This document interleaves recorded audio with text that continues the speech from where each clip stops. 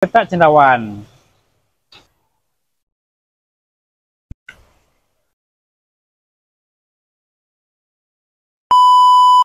Halo guys, assalamualaikum. Jumpa lagi dengan saya Rizal. Oke, hari ini saya nak share resepi.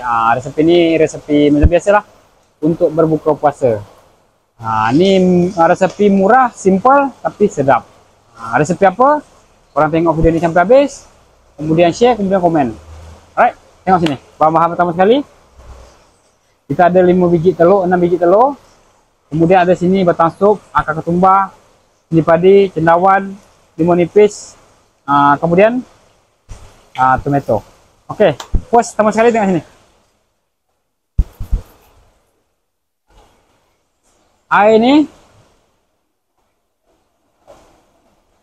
betul-betul panas tau, betul-betul mendidih. Untuk apa? Untuk kita nak merebus telur. Supaya apa? Supaya telur tu nanti dia tak pecah, cantik. Kan? Oke, kita biarkan dia betul-betul mendidih. Jadi macam ni, tengok. Tengok dah betul-betul mendidih tu. Kalau air tak betul-betul mendidih, nanti bila kita rebus telur tu, telur tu akan jadi hancur. Dia tak cantik. Okey. Bila dah mendidih macam tu kan, kemudian kita kecilkan api dia. Kecilkan api betul-betul kecil. Macam tu. Kemudian baru kita masukkan telur.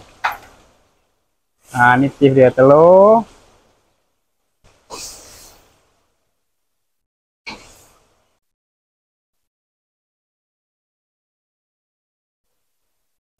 Oke, kemudian kita biarkan dia dulu sampai masak. Oke guys, sekarang tengok kita punya telur. Tu dia, tengok kita punya telur guys. Tengok. Ini bentuk dia, kesudahan dia. Oke. Oke, kuali yang sama. Kita letak balik telur. Kita masukkan air rebusan daging. 1, 2, 3, 4. Kalau tak ada air rebusan daging boleh, air biasa pun boleh ya, tak ada masalah ya. Sikit bawang holland. Kemudian batang sup ataupun seledri. Kemudian tengok sini. Cili padi, ketuk. Akar ketumbar pun kita ketuk. Tomato kita potong. Ini baru kita masuk dalam. Jom. Kita masuk je.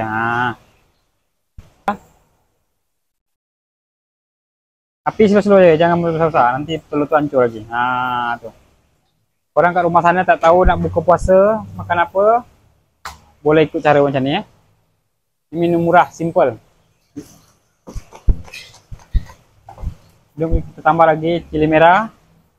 Cendawan nanti ya. Last kali baru kita letak cendawan.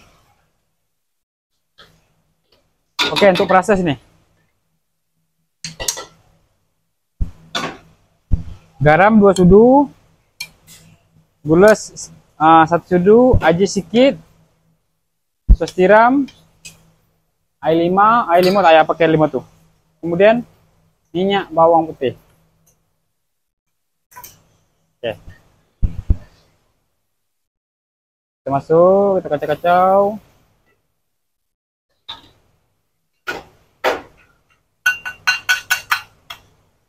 Kemudian kita buka api slow-slow lagi ya. Oke, last sekali baru kita letak cendawan. Kemudian baru kita perahkan limun nipis. 1, 2, 3. Limun nipis baru dia sedap. Kita kacau-kacau lagi. Akhir sekali kita taruh black pepper sedikit. Oke. Kemudian baru kita kacau. Oke, dah siap. Boleh kita hidang. Awal kita dah siap. Boleh kita hidang. Dekat.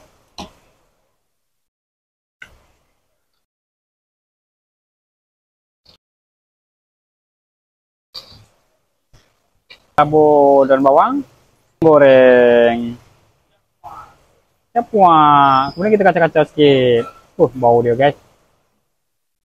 Ada telur. Ada apa? Ada cendawan. Simple, menu murah, tapi sedap. Oke? Oke guys, inilah dia sup telur cendawan. Korang tengok. Bau dia memang menyederakan. Oke? Kita tunggu buka puasa dulu. Oke guys?